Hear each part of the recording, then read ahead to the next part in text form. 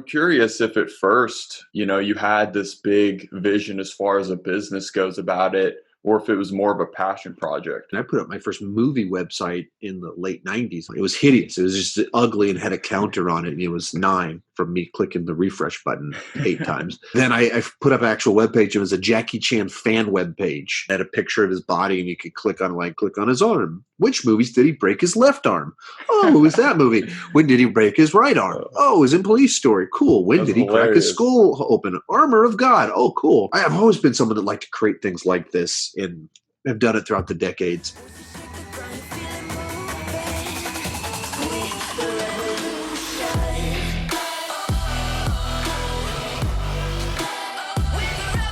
Welcome to the Braddog Media Show with your host, Brady Hester.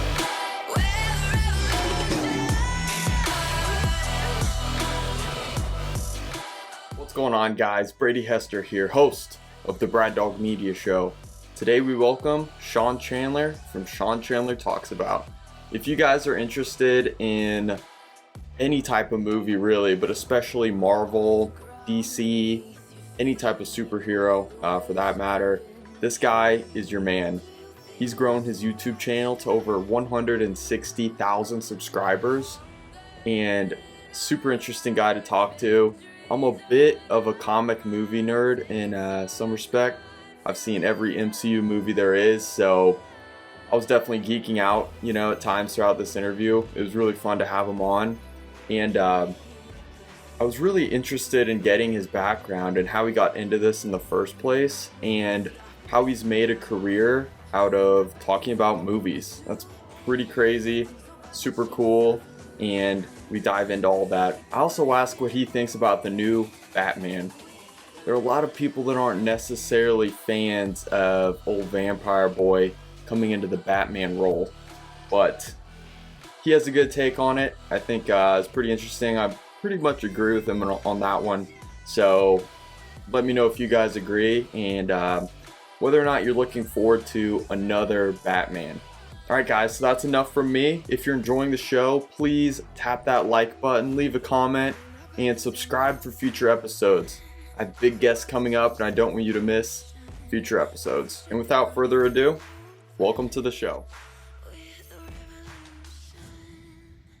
Welcome to the Braddog Media Show. My guest today is a legend of all things movies. He has amassed over 35 million YouTube views, over 166,000 subscribers, host of the Sean Chandler Podcast, and Sean Chandler Talks About on YouTube.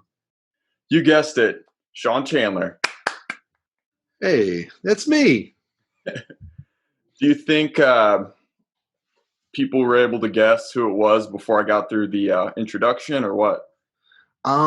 It's a tough one because I have such a elusive name. I mean, it's very tricky to figure out who I am, because if you type in Sean Chandler on Google, what you discover is an NFL player.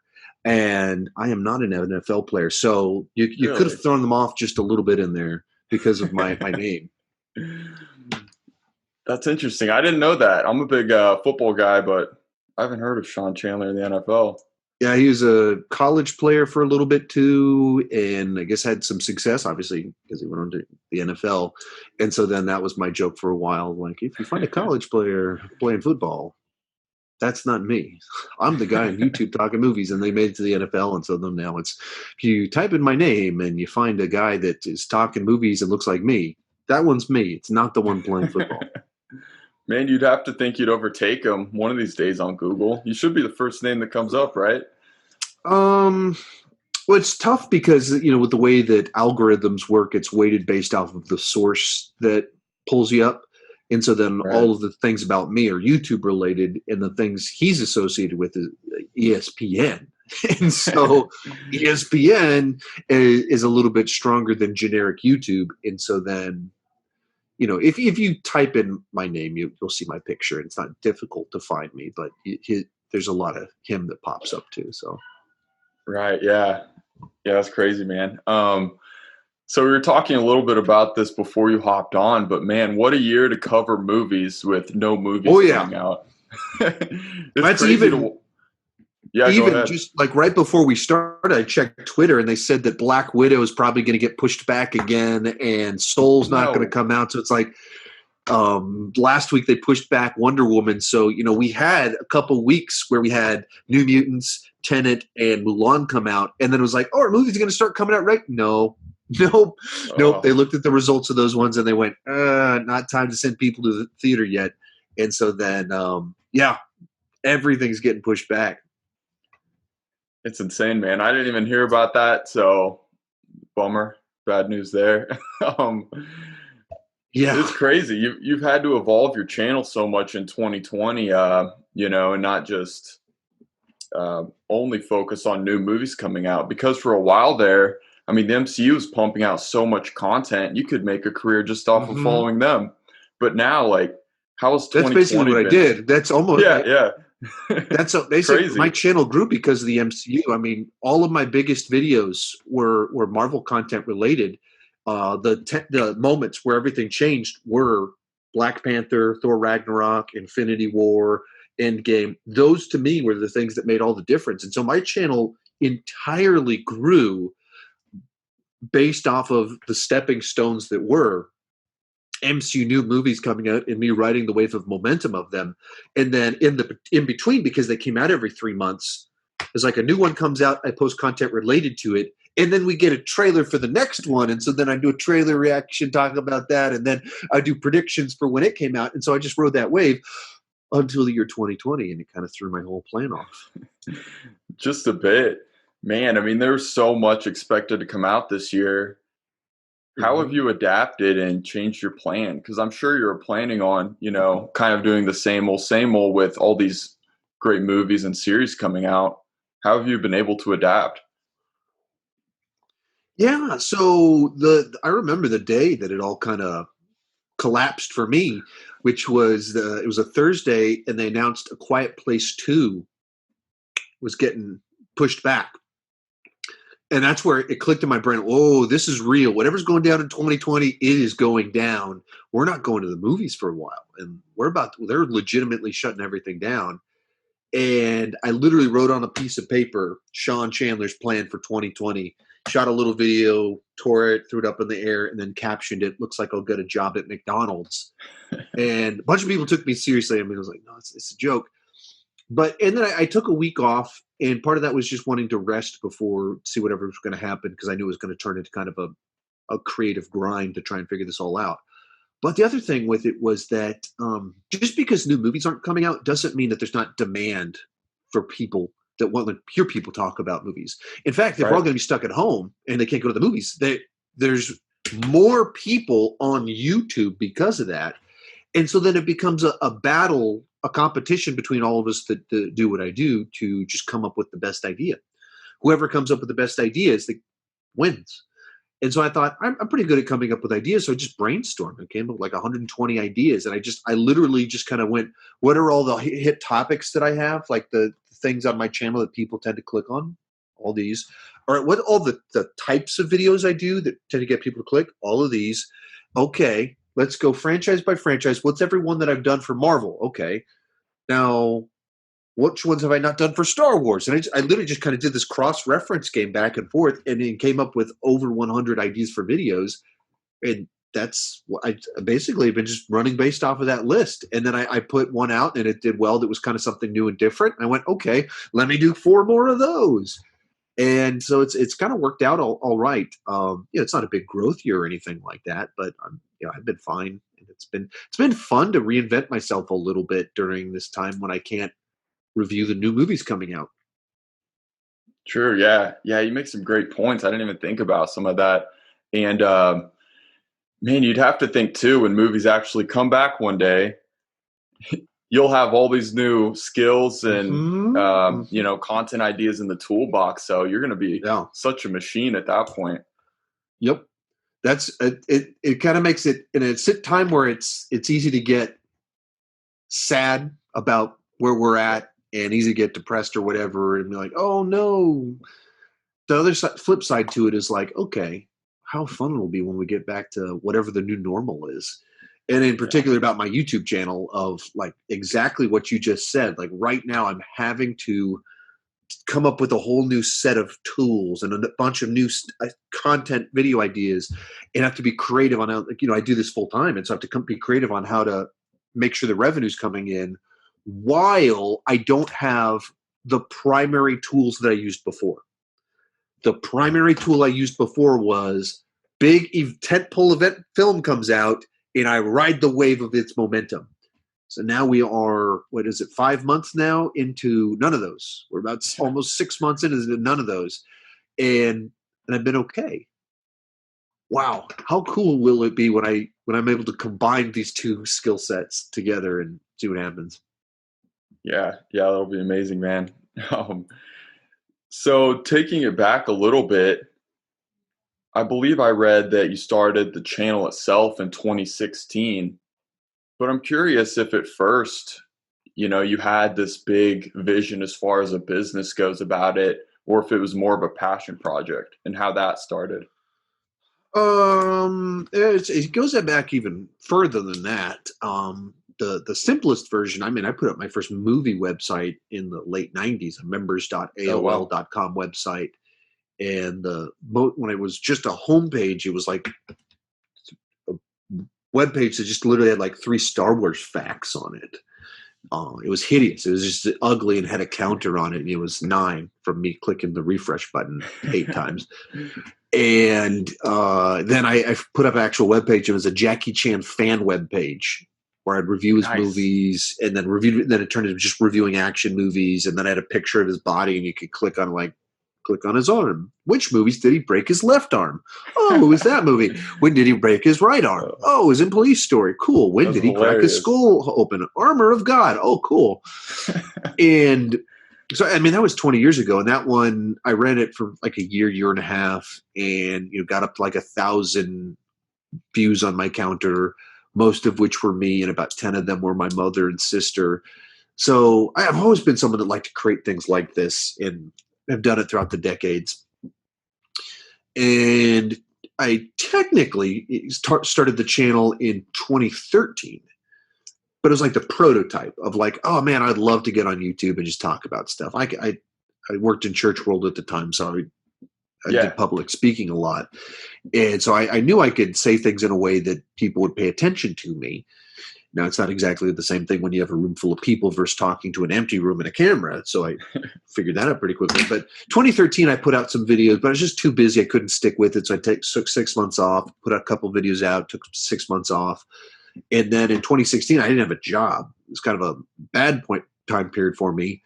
And went to go see the new Ghostbusters that everyone was talking about. And, one group of people, if you don't like this movie, it's because you're a sexist. Another group of people, if you like this movie, it's because you're an idiot. And I went to go see it. It doesn't live up to the original or anything, but I had fun with it. I had a fun date night, made me giggle a little bit. Not worthy of the original, but I enjoyed it enough. So I was like, oh yeah, I've got that dormant YouTube channel. What if I just posted something on there? It was on a whim. There was no big master grand plan. Just posted on it. But there was always this side to it of I verbalized to people before this that I would love to be able to be an independent content creator for myself. But at the time, I've had blogs and all kinds of, because I've tried a million things over the different years. This was just the first one that clicked. But I'd always had that thought of like, I would love to work for myself, putting my ideas out in the universe. So that was kind of the origins of kind of where it came from. It wasn't have like a big master plan. I didn't start and have like, all right, where am I going to do this? I just did it on a whim. I legitimately saw the movie and went, oh yeah, I'm not doing anything. Why not shoot a review? And it was actually in this exact same room. It looked totally different because I converted this room, but I put a card table over on that wall, that direction. And then you could see this wall behind me, but it was like a gray color at the time. So now it's a pretty blue, but just a total absolute whim. And then it turned into a second career. Wow, that's amazing. So how long did it take you to kind of build that momentum and start to think, okay, this could be a whole career on YouTube? So 9 months in, I hit 1,000 subscribers. So that was pretty cool because when you're first starting out, 1,000 subscribers is like, whoa, that's 1,000 people actually care enough to click that subscribe button. And that same month, though, even though I put out like 30 videos, I made $11. That's not fully true. I started a Patreon, like a membership site, the month before. My mom signed up for it at $10 a month. So with my adult allowance, it was actually $21. And there we go. Yeah, so I went to my wife and I told her I'm going to quit my job. Like, I made $21. I've made it. No, I mean, I looked at it and I'm like, 9 months in, 1,000 subscribers, and I was debating quitting because it just wasn't going somewhere fast enough. I was very underemployed. I was like delivering paint for a living. So like, all right, do I need to get a different job? If I get a different job, could I keep doing this? And right at that same time, I had this thought of, whenever I do a movie review, it gets like 100 views. And whenever I do a ranking of the franchise, it gets like 400 views. I'm not very good at math, but I do know that 400 is greater than 100. So what if I just did that for every new franchise that comes out this summer? So that I'll just make that every Saturday. I'll do whatever the new ranking is. So it's Pirates of the Caribbean, Alien, Transformers, 1,000 Marvel movies. And that's what I did. And it worked. They were all hit videos. So it took me 9 months to get the first 1,000. It took me 3 months to get the second 1,000 using that strategy. And then I went, okay, this works. So what if I did on Tuesdays another ranking that was an old franchise, something that, one of these iconic ones, but just doesn't have a new movie? Back to the Future, Indiana Jones, Die Hard, whatever it was. And so I was doing two. And so it kind of picked up. So I didn't quit YouTube after all. I just changed my strategy and it worked well for me. And then where everything changed, this is all the backstory, kind of what happened. Yep. Then when Thor Ragnarok came out, I looked at my channel and I went, okay, I'm doing all these rankings, but they're like 40 minutes long. I would never watch one of my rankings. I don't have time for that. I could watch a 10-minute ranking though. So what if I ranked all the MCU movies, all these Marvel movies in under 10 minutes? Bite size, just moves real quick. And if it's at that length, I can actually edit it more tightly and I can write it better because it's not trying to fill. It's not just me winging it. It's like a tightly made thing. We just try and make a really good video for this one. So I did. Week number 1, it did all right. It was a solid performer for my channel. Then a week after I posted that video, for whatever reason, it clicked with the YouTube algorithm and it started throwing it out to like 20, 30, 40,000 people per day. And this video went on to get like 300,000 views. Wow. At that point in time on my channel, the video that had the most views had about 20,000 views. 300,000 is a little bit more than that. And so whenever that happened, at that point in time, I had been interviewing at some churches to go back into church world. And it was going well. And one of them was at a prominent church here in town that was kind of almost would be kind of like a dream place for me to work. The specific position I would have been like probably a nice career move into church world if I decided to do that. And then this video takes off. And it starts making some money. And 300,000 views is not you're not quit your job off that. But it's definitely something that can start to create the momentum of where that could go if it's repeatable. So I looked at it and I went, this wasn't a fluke. I created a better version of what I've been creating and it did well. So I just need to learn from that. And then the way YouTube works is if someone discovers your channel and they go, oh, I like this person, YouTube, and they watch the whole video, then YouTube goes, oh, they like this person. And so then they start overlapping their view history with your archive of videos. Well, I'd spent the last 6 months creating 2 of these videos every single week. So that's an archive of about 50 videos. And so that almost anyone's going to have some other video. And so then it overlaps them and starts recommending my videos. And so suddenly I had a day where I started having a week where I added 1,000 subscribers. So it took 9 months to get the first 1,000, 3 months to get the second 1,000, and then there's a time jump in there. But there was a week where I added 1,000. That was really cool. I really enjoyed that. So I had a day where I went to my wife and I went, we say something crazy. That job that I'm about to get that I wouldn't be underemployed anymore. I think I'm going to turn it down and I'm going to try and make this YouTube thing work. I'm not quitting my job. I'm going to keep delivering paint, but I want to try and make the YouTube thing work. It's not making enough yet, but it's filling in the gap to where if you combine paint money plus YouTube money, that's enough. And if I keep doing this, if this is working, and I think it's going to work, I want to try and make this go full time. And she went, Yeah, I don't want to go back to church world. Let's do that. Oh, well Oh, wow. Okay. okay, I'll take that. That worked. And then the way the universe played out, 2 weeks after that, I got my first sponsorship from a company. And then 2 weeks after that, she got fired from her job. And then 8 hours after that, she got a promotion at her same company. So Wow. that was an eventful, yeah. And then 2 weeks after that, we found out she was pregnant with our youngest. That's just turned 2 days ago. What a stretch. And yeah, and then a month after that, Black Panther came out, and someone had recommended I rank the MCU villains. So the week after Black Panther came out, I did a ranking of the MCU villains. I was like, okay, cool, do that. So I'm doing the villains. Why don't I do the heroes? So 2 days after that, I did the heroes. And then to this day, those 2 videos are the 2 most viewed videos on my channel. Wow, still?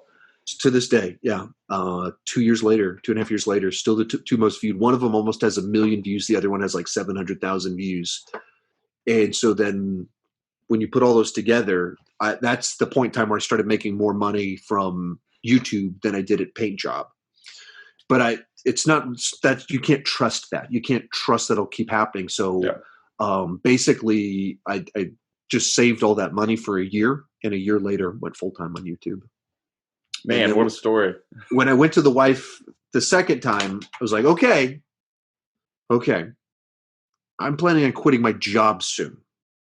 She wasn't as quick to say, go for it, honey. That one was a little bit, okay, I'm listening. Okay, I'm seated. I'm sitting down. I'm hearing you. Okay. Like, all right, honey, let me walk you through this. Here's my numbers of what I've been able to do and the income I was generating. Gotcha. I saved all that other money, so we've got this reservoir. So if everything collapses and I fail miserably at this, we still got 6 months. 6 months on the little tank here if we make no money. How does that sound? Okay. How's this going to play? And I had a whole plan. And then by the end of the conversation, she's like, okay, let's just pick the date and go for it. And it was almost basically a year to the week of the Black Panther videos. Wow, that's amazing. So good thing you came prepared with a plan. I mean, that's a tough conversation. Yeah, I put her when all the 2016 stuff when I didn't have a job, that was all on me of my own failings and personal issues. And so I knew that if I'm going to make another big request, I'm going to make sure that this is a decision that makes her life easier, not harder. Yeah. And so then that's when I proposed. It was like, all right, when it comes to our finances, basically part of my YouTube plan, and this is still the way it kind of works, is I pay myself out of my YouTube banking account the exact money that I made from my previous job.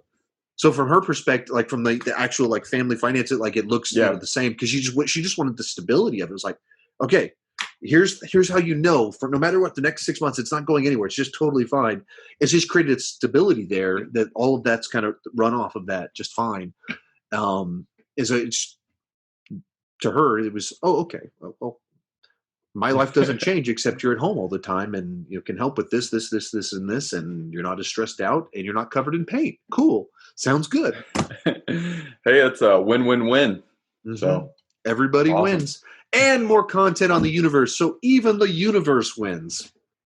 The whole universe wins. Amazing. The whole universe wins. So yeah, that was a year and a half ago, and it's still wild. I still wake up like, wait, I get to do this full time? This is crazy. This is neat.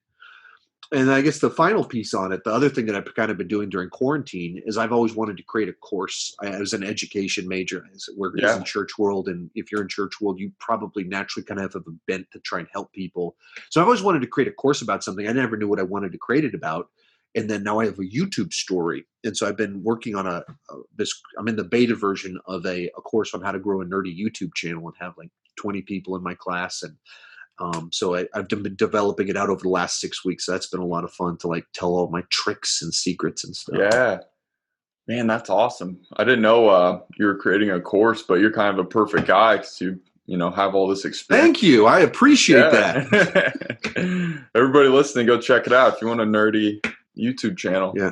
So that's it'll start broad promotion for that shortly. I've already put all the main lessons out there, and it's It's been fun. Literally right before we got on the phone call with this, I was talking to a couple people in the class, like, so what did you learn? What can I do to improve it? What do I need to tweak before I do the final version? But yeah, I'll start promoting that on like 2-3 weeks from now. Perfect. That'll probably be right after this podcast is released. Nice. So, perfect. Amazing. awesome. Everybody listening, go check that out. And you brought up something that I actually wanted to get into, which is super interesting. You mentioning you were involved in the church world. Mm-hmm. You were a youth pastor at one point, right? Yes. And now I watch you on YouTube and you're so animated. You can grab people's attention so well through the screen. Do you give any credit to that? Being a youth pastor? I think that's... And yeah, it's hard to keep, teenage kids' attention, right? Yeah, absolutely. I think that's at the core of so much of it, is that I had a background of over 10 years, but when I started my channel, I guess it would have been about 13 years of working with teenagers in particular, like part of that being middle schoolers, but when you're working with middle schoolers, you have to do everything you can to hold their attention. Oh, excuse me. And it's not like education where you have discipline as a mechanism to get their attention. You just have to be engaging. You have to be entertaining. And I always operate from the assumption that these kids don't care about anything I want to say. So what do I need to do to earn their attention? What do I need to do to keep them engaged while talking about all kinds of things that aren't what they would choose to talk about at this moment? The tricky part, though, is that it's the inherent nature of talking about movies is very different from giving a sermon. So it's kind of interesting to me that, I don't know, I don't know how I'm perceived by people on YouTube in certain regards, but I perceive of myself as much, much funnier as a live speaker than as a YouTuber. Really? I don't feel like I'm my bag of tricks for humor. I don't think translates all that well to talking about movies, because it's a lot of self-depreciating, it's storytelling and stuff that doesn't immediately lend itself to talking about Tenet, new Christopher Nolan movie, and being right. like, that reminds me of this one time that me and my kids it doesn't work. And it's kind of been interesting as there's stuff in my videos where the types of humor I frequently use in my videos is not my actual sense of humor. It's just me trying and find ways to do something to break the monotony of just me talking and being serious. So there's some ones where I've done a lot of puns in certain videos, and people are like, oh, you and your dad humor. Is like, I don't do puns at all. And I had one of my former students, two of my former students, two people that graduated out of my ministry that later interned for me. I text them like, hey, can you give me some ant puns? Like ants out in the yard for Ant-Man, any puns related to Ant-Man. Can you? And then they wrote them for me and I put them in the video. And then some of these videos have been seen hundreds of thousands of times. And so some of my former students are my joke writers, and they have an audience of hundreds of thousands. And they're like, yeah, I should put this on my resume. Like, well, if you were looking to get a job writing comedy, you actually could do that. You can legitimately, I can give you the exact numbers that if you add them all up, these jokes have been heard by probably 1 million people. That's hilarious. Oh, man. So that's interesting. They interned for your channel? No, they interned for me when I worked at the church. Oh, cool. Okay. No, I haven't. This is a one-man operation here. Nobody does anything. I do all of it. Really? I need to get interns and an editor and social media manager. No, I do all of it. All of it. Write everything, watch everything, edit everything, respond to everything, emails. And then so in the last month, I'm developing this course that I made 35 videos for a course while still putting out 30 videos on my main channel, while having a Patreon page that I put 10 videos on, while doing 2 or 3 live streams per week. And so is a pretty big business. And then I preached in big church a week and a half ago. So yeah. I've been pretty busy recently. That's crazy. Actually, wow. when you're trying to book me, there was a reason that it took me a while to respond to your messages. It's because of what I just told you. Yeah. Well, that's understandable. I can't believe you're doing all this by yourself. I mean, I have nothing to do. I'm stuck at home because of Corona. Yeah, that's a good point. What else are you gonna do? Man, so I'm curious. So let's say for an hour-long video, how long does it take you to edit, film, plan, all that, and actually put it out as a one-man show? I mean, every video is different. I mean, to put out an hour-long video is actually pretty easy because an hour-long video that's just going to be a podcast. So then that's just me talking. I just hit record and go forward and whatever it is. So then, and I normally will try and do that in one take. And so how long does it take me to shoot an hour-long video? It takes me an hour and 10 minutes. Now, however, how long does it take me to shoot a 18-minute long ranking of the MCU? Oh. That's different. Now, that video that's going to be 18 minutes, I'm going to spend every year I watch through all those movies. And I try and update my notes, try and write new jokes, text people, hey, man, do you got a Black Widow pun for me? And try and get some new jokes from some people. So I write notes, try and come up with new directions to do things. So watch all the movies. So there's 23 movies times 2 hours. So right there, we've got 46 hours. Watching. Actually, some of them are over 2 hours. So we'll call it 50 hours to watch all the movies. And that's, calling that work that's a stretch to call sitting and watching a game work, but in a certain sense, it is for me. And then a video like that, I'll try and write a really tight script. So I'll spend a good bit of time writing those ones. And one like that might be scripted. Very few of my videos are scripted, but one like that I know 200,000 people's going to watch it probably will be, because that's a lot. Normally my videos are in like 20,000 views is a solid number for a video in the first day. 200,000, that's a lot of humans.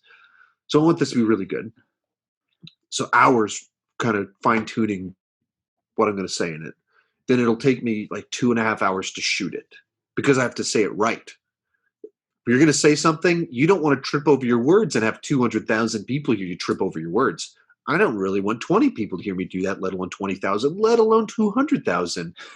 And so if I make this video and it's really good and it takes off, and actually gets that 200,000 views, that both is a successful video that made me some money, but it's also subscribers, so it's a long-term investment in the channel. So then 2.5 hours filming it. And, sometimes my battery will die. I don't have to go get a new battery or charge my battery and stuff like that. And then I've got 2.5 hours of footage for a video that's going to be 18 minutes long or 20 minutes long, or let's call it 23 minutes because I want it to be the number of movies. That's a nice length for it. Is I just keep cutting back down, and then I put B-roll footage on top of every cut, showing whatever I'm talking about, and I want to have a cut every 8 seconds. So then that video will take 8, 9, 10 hours to shoot or to edit or something like that, because I want it to be so crisp and I don't want to make any mistakes. But earlier today, I did a trailer reaction for Mandalorian Season 2. And I shot it in 8 minutes, edited it in 10 minutes, and had it posted on the internet 15 minutes after that. The whole thing was done in less than an hour after I learned that it existed. I woke up, looked at my phone. Oh, Mandalorian Season 2 trailer. Within an hour, we've got a video on the internet that people are watching. That's amazing. MCU ranking, however, that one took months in a certain sense to come into existence. That is crazy. Yeah, man, going through all those movies, I mean, and it's only going to get worse. The MCU has so many big plans going forward. Mm-hmm. How are you going to rank all the MCU movies when there are literally going to be 100 at one point? Yeah, it's insane. That's I don't know. But that's where, so I get a lot of, people always, they like my channel, then they want me to rank whatever their favorite thing is. And so then they think through what are the things I haven't done that are big, iconic things. So they're like, hey, man, why don't you rank all the Martin Scorsese movies? Hey, man, why don't you rank all of the Stephen King adaptations? Hey, man, why don't you rank all the DreamWorks movies? And they say that as if it's like, yeah, just go do it. It's easy. to do that, I have to watch all that because I have to do it with integrity. Like that. Right. This is not hobbyist level. This is not, little leagues. This is the big leagues that no matter what I post, thousands of people, like if I post a video and only 5,000 people watch it, that's a flop for my channel. Like, and when you think it, like, that's crazy. That's a lot of people to be like, oh man, this one really didn't do very well. 5,000. That's crazy. And that's a lot of pressure to make sure that you're not posting stupid things and dumb things. Right. And so, like, I don't do rankings based off of, hey, I saw The Prince of Egypt back in 2003 when I was babysitting my nephew. Like, I'm not going to do that. I have to rewatch it. And then people ask me to do these rankings, and they're like, hey man, just rank all the Martin Scorsese movies. Well, he's been directing movies for 50 years. He does one every 2 years. He's got about 25 movies. 25 times his long run times of 3 hours is 75 hours of Martin Scorsese movies I have to watch to do this video. It's a big ask. There are 70 Stephen King adaptations. 70.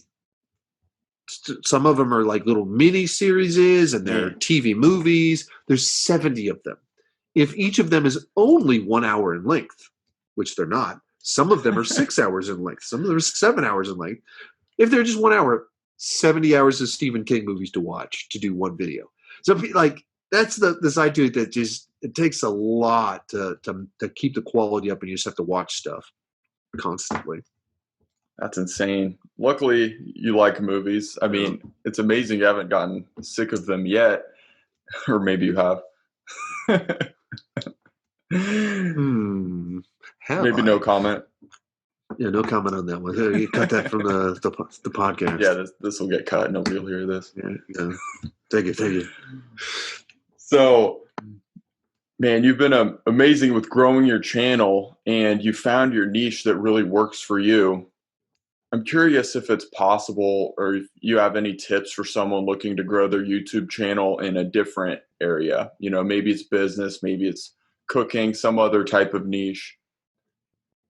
What steps would you recommend someone to take to look to grow their channel in whatever their niche is? Well, I just kind of think through what you want to. You want to have a pretty good idea who your target audience is. Who is that person that you want, that you think would be the perfect audience member? You have to think who that is. And as you're kind of developing, especially on something like YouTube, if you don't have a pre-existing brand that you're trying to market through YouTube and you're trying to build the brand from scratch, you can adjust this as you're going along, but you have to have someone in mind. Because to hit a target, you have to know what it is. You have to identify the target to hit it. And so start off thinking about who they are. And then you want to think, what unique value can I offer? So many YouTubers they're doing it because they want to. They want to get their ideas out there. But they're not stopping to think about what actually adds value to the person on the other end.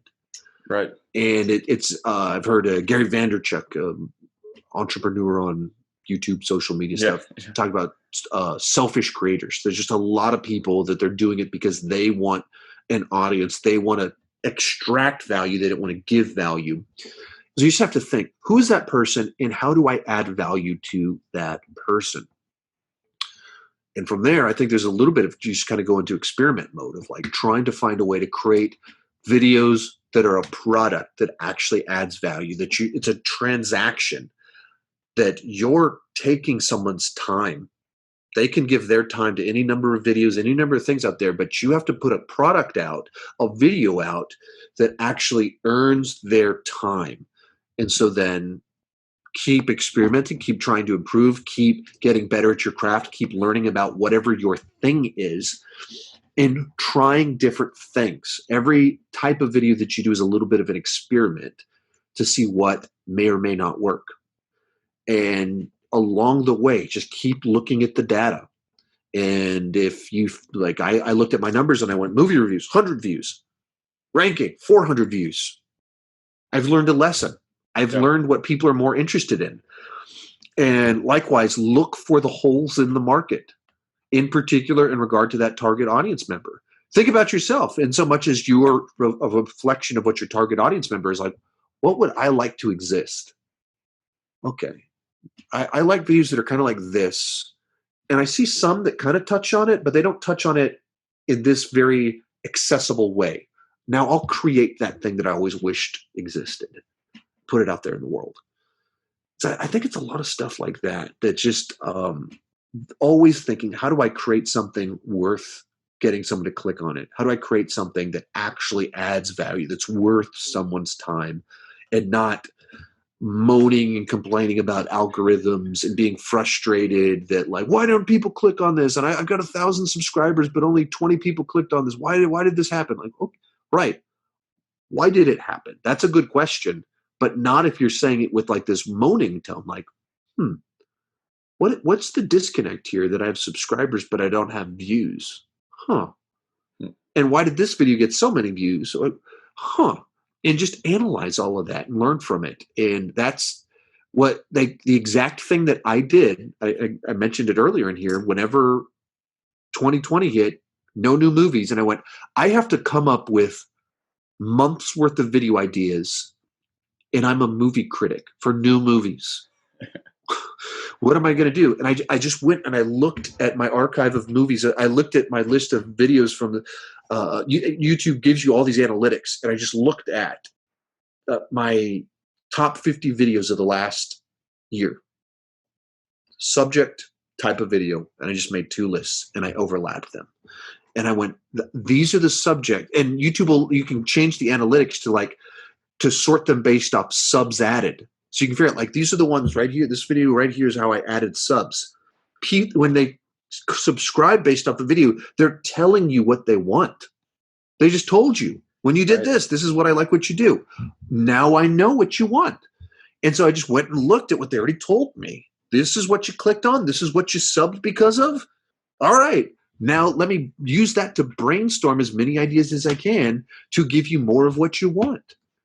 And it's thinking the way you would with any business. And that's that mindset that I think makes all the difference. Is if you think about it as a hobbyist, like, oh, I'm having fun with this, it only takes you so far. But if you think about it as an entrepreneur, as a business owner, and my job is to create a product that people want, and I have to promote the product so that people can know about this product that I think that they'll want, changes everything. And you go, I'm responsible for everything. I'm responsible. I'm not algorithms, not YouTube, not all these other people. I'm responsible. That's empowering because it means I can make a change.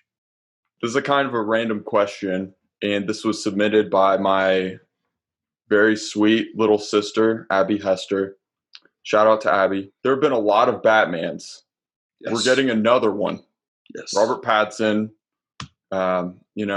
vampire legend. Yes. What do you think of him as the new Batman? So it's a bit of a weird scenario because you have a guy that did one thing when he was a young adult that's just kind of dominated his perception in the popular culture. Because even before that, he was in Harry Potter, he's Cedric Diggory. Yep. And then he does Twilight, and it's one of these things that was incredibly popular, but also hated at the same time because it's goofy and it's sparkling vampires and it's YA stuff. And so then that's what everyone knows him for, is for that. So once he finished it, he spent the last 8 years basically doing indie films and building his credibility as an actor. And anyone that's seen all these other things, oh, he's a great actor. He can be really intense. And he's like, he makes fun of sparkly vampire guy. He's not like, well, my crowning achievement in my career was when I took my shirt off in Europe and I started sparkling. And he makes fun of all that stuff too. And so for me, when I approach it, I never had concerns as can he act and like, why do they get this teen heartthrob? I was never thinking in that regards. I normally approach it from the standpoint of, I get frustrated that they like to cast a lot of skinny guys to be Batman. And that's always frustrated me, is that Batman he does not have superpowers. He's just a brawler. So you have to believe that this guy can really handle a room. And so then you see Batman Begins and they show Christian Bale training out in these mountains and he's on these wood logs and he looks thick in it. Like he looks like, okay, that guy's going to I could brawl. And then you cut to The Dark Knight, and they show him on a yacht, and he looks like he's dropped like 25 pounds. That frustrated me. Dark Knight's a great movie, but I much prefer husky Batman. And because he's still moving around, he's still agile and all that, but he looks like if he punched you in the face, you're gonna have a bad day. And then you cut to Dark Knight, and he's just trimmed down a lot, and I don't think that helps the specifically a character like Batman. And then you get to Ben Affleck, and he's like 6'4". He's a tall guy, and they've got he this CrossFit sequence, and you go, okay, this guy hit the gym. Like in his interviews, he talked about, he's like, I spent 18 months training, and with the stuff he said was real. He's like, you can only add like 1 or 2 pounds of muscle a month. Like your good month, it's 2, but most of them it's 1. So I had to start training 18 months out so I could add the muscle to be the size that I needed to be. And you're like, okay, like here's some of these guys. Like I saw one where Mark Wahlberg added 40 pounds for Pain and Gain in 4 months or something like that. Yeah. You're like, that's not real. That's not humanly possible. Like, even if you're on the juice, that's not like, so you just admitted that you were on a lot of the steroids, man. Like, what are you doing? I mean, he had The Rock, so he has some resources. Like, right. But so like Ben Affleck, I dug that we've got a Batman that I thought to myself, that Batman could rip my arms off and beat me with them. Contrast that with, Michael Keaton, that I love. He's the Batman I grew up with, but he's like 5'8" and not a big guy. So you're talking about like 160-pound Batman, and I went, and he's also not a ninja. He's so much as I love him as Bruce Wayne, and I love Michael Keaton. That sort of stuff normally frustrates me. So all that is the precursor to your question. Robert Pattinson, I haven't seen the picture yet that convinces me that he could take me in a fight. That right. He's obviously back in the day, because I've seen Twilight many times, and he gets its couple of shirtless scenes in there. This is like a 6'1", 150-pound guy. Like, he's a very skinny guy, and that's 10 years ago. So, and he's of course tried to bulk up, but even you watch that trailer. He doesn't look like you see his face, and you just don't, in his neck, you don't see the thickness of a guy that's really bulked up. I loved the trailer though. I mean, I'm complaining about this. I'm saying everything, but I am so excited for this movie. I thought the trailer looked great. I think the director they got, I think he's absolutely the right guy. And it's tough to know what I would have said in the past, but if there wasn't all the history of Batfleck, and Batfleck was going to write and direct it, and if you move to all of that, I really think that if you'd asked me who my top 3 were, Matt Reeves almost certainly would have been in the top 3 because I loved his Planet of the Apes movies, and that's what he had done right before this. And thematically, there's reasons that those would be a good lead up to doing a Batman movie. So I think I can say that with confidence that I would have said that if had given the opportunity to say something like that. So I'm just so excited for it. But I wish that Robert Pattinson I wish that he weighed more than I weigh. That's the thing. I'm pretty sure he's like 180 pounds, and he's not a short guy, so 180 pounds. Like I have been 6'1", 180 pounds, and I did not feel like a guy that could take out people in the room. Like I did not feel like that. So this is important to spend a lot of time talking about his weight. But well, I mean, it's a big topic, but yeah, I agree. I mean, was that your sister's take on it? Was like, oh, he's too skinny, or did she have a different perspective on it? She's pretty iffy on it. Of course, I mean, at first announcement, it's pretty comical, right? You're like, oh, yeah, of course, Twilight, right? The jokes write themselves. Wait, from vampire to bat? Of course, he's perfect casting. Yeah, so, I mean, I think everybody's trying to warm up to him because, we all have high hopes for the movie, right? Mm-hmm. We don't want it to suck. So, right. We're going to. And I think I think the universe is a little bit unlucky because, he's great in Tenet. And I think talk about the mainstream. What's the last mainstream thing that people saw him in? Twilight, Breaking, whatever, Part 2. That was it 8 years ago. That's to the mainstream. They haven't seen him since Twilight. And so you have to see him as an adult. You can't see him as sparkly vampire. And Tenet, I think, is a great opportunity because they'll watch it and they'll be like, you'll be able to like see like, okay, I could see how this guy could. He's got a darkness in there, and of course, he's definitely he's like the most charismatic guy in the movies. And he's designed to be the funny guy in it, and so he's a lot more likable because of that. But then 2020 happened, and so this movie that would have made $1 billion or $800 million, and everybody would have seen him and had a change of perspective. Now we're scared to go to the movies, or if you live in California or New York, you can't go to the movies. And so then the movie, it's made $30 million in the United States. That's what it would have made it pre-screenings in a normal year.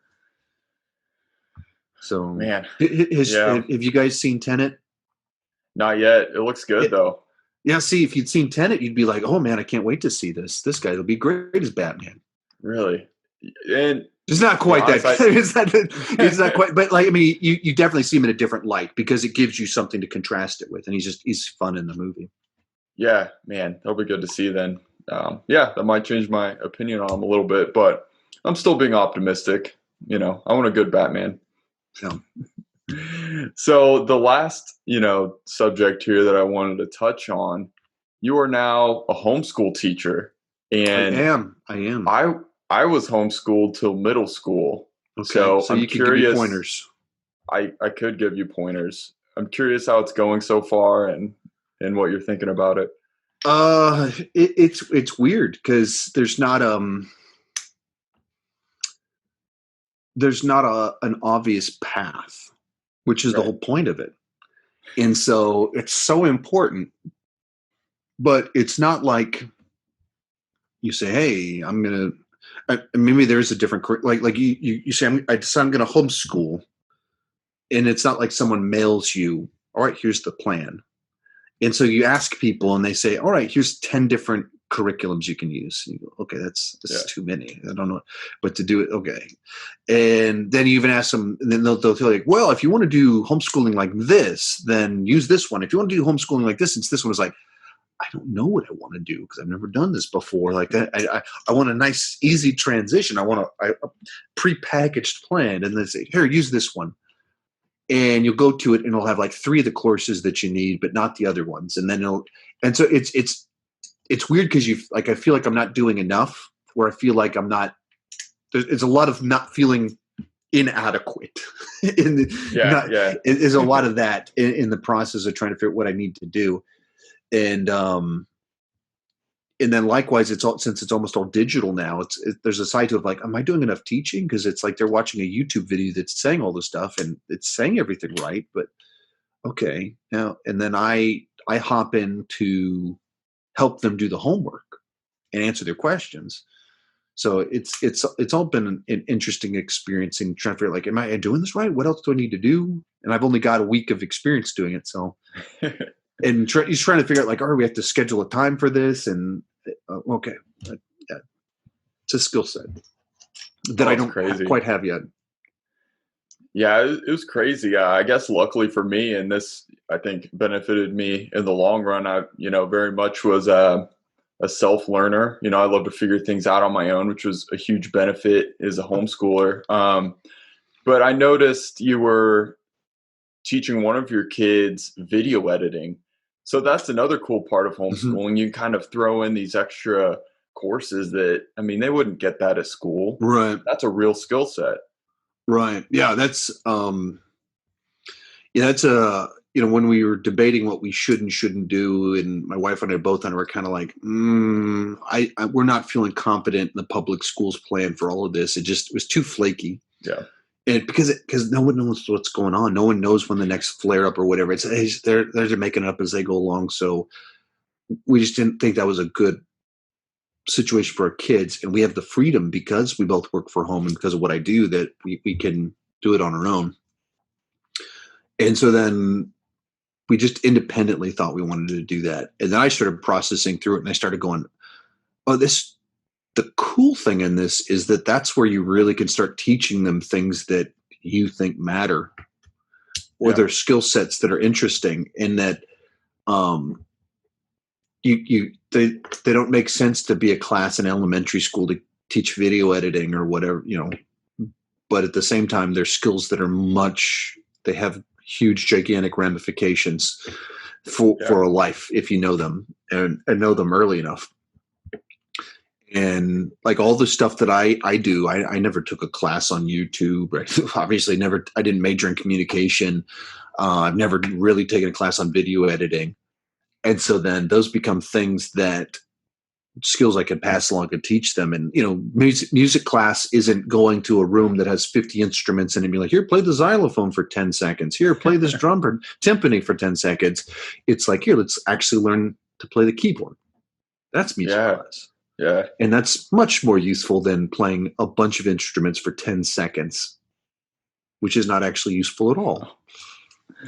No, there are a lot of benefits to it. And, I think you're, a good candidate to be a homeschool teacher. So hopefully it works out for you, but, feel free to reach out if you have any homeschool related questions. Will do.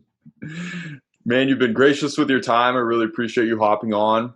Obviously, Sean Chandler Talks About is everywhere, but what's coming up that people can look forward to? I don't really know because I'm working on homeschooling and all these movies, all this stuff. I replanned my fall about a month ago. I dove in and tried to mapped it all out. It was like, oh, it looks like movies are going to start coming out. We got Tenet coming, and so I mapped it all out. And then Tenet came out, and it made $20 million in its first week. And then they went, okay, that's not enough money. This needed to make $1 billion. So nothing's coming out. So I really don't have a plan for my fall. I just have all those list of video ideas. Legitimately, I'm just trying to kind of not think too much about it, overthink it too much, because right now homeschooling is the priority. And so I'm just trying to what are a few hit videos that I can put out every week and focus in on those. And then likewise, the course that I'm going to launch soon, that it's even part of the reason to doing the course was that it creates a little bit of financial freedom. It can be a second kind of revenue stream on some of this stuff that kind of runs itself a little bit. So that's the fun part of some of this. So, but that the course is really the next big thing that I know that's coming out. But even that, I don't have my map for exactly when I'll be doing what's for it, but that's coming soon. So. Awesome. Everybody check that out if you're curious in building a YouTube channel. It's a great guy to learn from. So, Sean Chandler, thanks so much.